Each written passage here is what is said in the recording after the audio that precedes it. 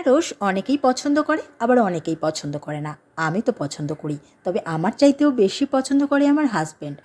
আজকে যে রেসিপিটি আমি বানাচ্ছি সেটি ওর থেকেই শেখা। আসলে এই ঢ্যাঁড়সের রেসিপিটি ও আমাকে আমার বিয়ের আগে একদিন করে খাইয়েছিল। তো যাই হোক, আজকে আমি ভাবলাম ওকে এই রেসিপিটি আবার করে খাওয়াবো। তো প্রথমেই দেখো, আলু আমি কেটে নিয়েছি একটু সরু সরু করে, লম্বা লম্বা করে। আর তারপরে এখন ঢ্যাঁড়সগুলো আমি কেটে নিচ্ছি।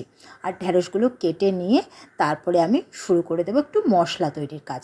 দেখো, ঢ্যাঁড়সগুলো কিন্তু আমি মাঝামাঝি কেটে নিয়েছি এইভাবে। আর ঢ্যাঁড়স আমার কাটাও হয়ে গেছে। আর এর জন্য সামান্য একটু আমি মশলা করব। মশলা একেবারেই বেশি লাগবে না।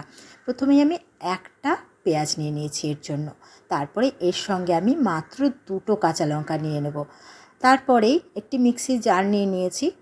এবার এর মধ্যে পেঁয়াজ, লঙ্কা আর দিয়ে দেব 1 চামচ জিরে গুঁড়ো, আর দিয়ে দেব 1 চামচের হাফ চামচ ধনে গুঁড়ো।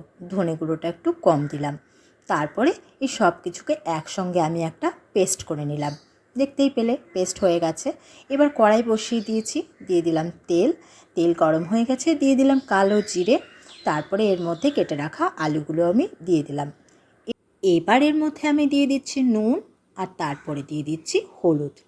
তারপরে একটু ভালোভাবে আলুগুলোকে ভাজা ভাজা করে দিয়ে দিলাম মশলাটাকেও ভালো করে কষিয়ে নিলাম। তারপরে এবার আমি এর মধ্যে দিয়ে দেব কেটে রাখা ঢ্যাঁড়সগুলো। এবার ঢ্যাঁড়সগুলোকেও কিছুক্ষণ মশলার সঙ্গে ভালোভাবে আমি কষিয়ে নিয়ে দিয়ে দিলাম একটু গরম করে নেওয়া জল। তারপরে একটু ফুটতে দিলাম।